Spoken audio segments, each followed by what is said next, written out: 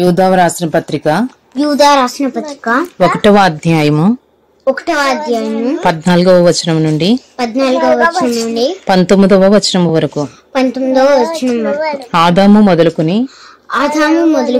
7వ వాడైన హనోకు కూడా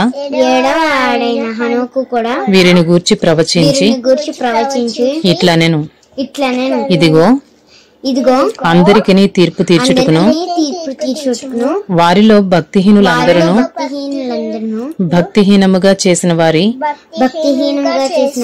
భక్తిహీన క్రియలన్నిటిని గూర్చి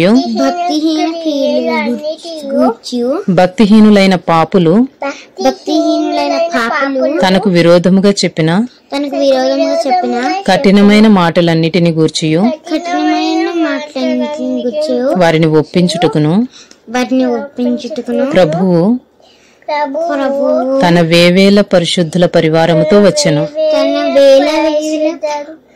పరిశుద్ధుల పరివారముతో వచ్చెను. వారు తమ దురాశల చొప్పున నడుచుచు లాభము నిమిత్తము మనుష్యులను కొనియాడుచు సనుగువారును తమ గతిని గూర్చి నిందించు వారునై ఉన్నారు.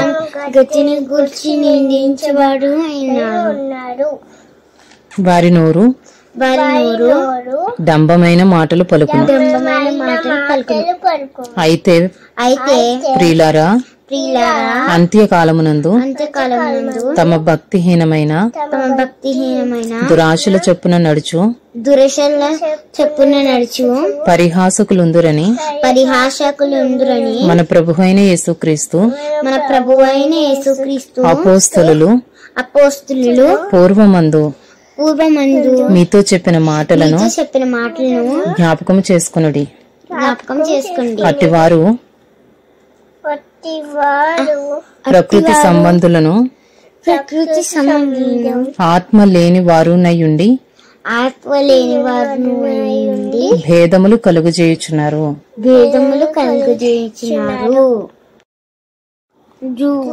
Chapter 1 14 to 19. It was also about these that Enoch, the seventh from Adam, prophesied, saying, Behold, the Lord comes with 10,000 of his holy ones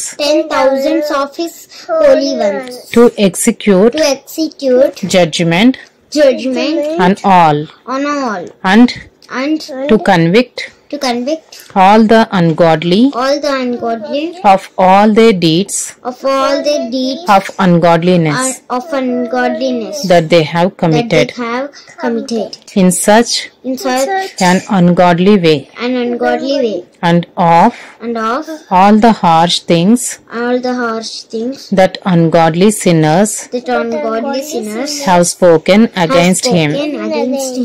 These are grumblers, malcontents, following their own sinful desires. They are loud-mouthed boasters, showing favoritism to gain advantage. But you must remember, beloved, the predictions of the apostles of our Lord Jesus Christ. They said to you, in the last time there will be scoffers, following their own ungodly passions. It is these who cause divisions, worldly people, devoid of the Spirit,